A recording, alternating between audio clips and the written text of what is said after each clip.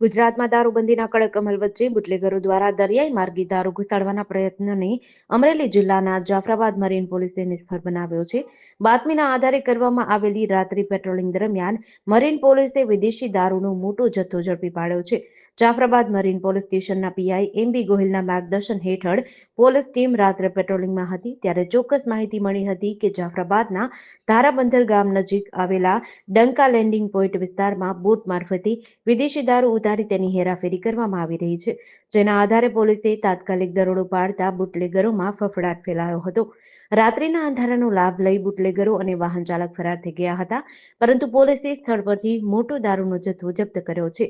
દારૂ ભારતીય બનાવટની અલગ-અલગ બ્રાન્ડની કુલ 3,259 બોટલ, કિંમત ₹9,35,043, બોલેરો પિકઅપ વાહન, કિંમત ₹3,50,000 મળી કુલ મુદ્દામાલ ₹12,85,043નો મુદ્દામાલ જપ્ત કર્યો છે.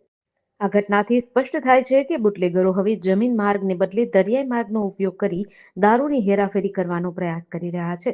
બોટ દ્વારા દારૂ લાવી લેન્ડિંગ પોઈન્ટ પર વાહનમાં ભરી આગળ મોકલવાની યોજના હતી, જેને જાફરાબાદ મરીન પોલીસે સમય સૂચકતા દાખવીને નિષ્ફળ બનાવી છે.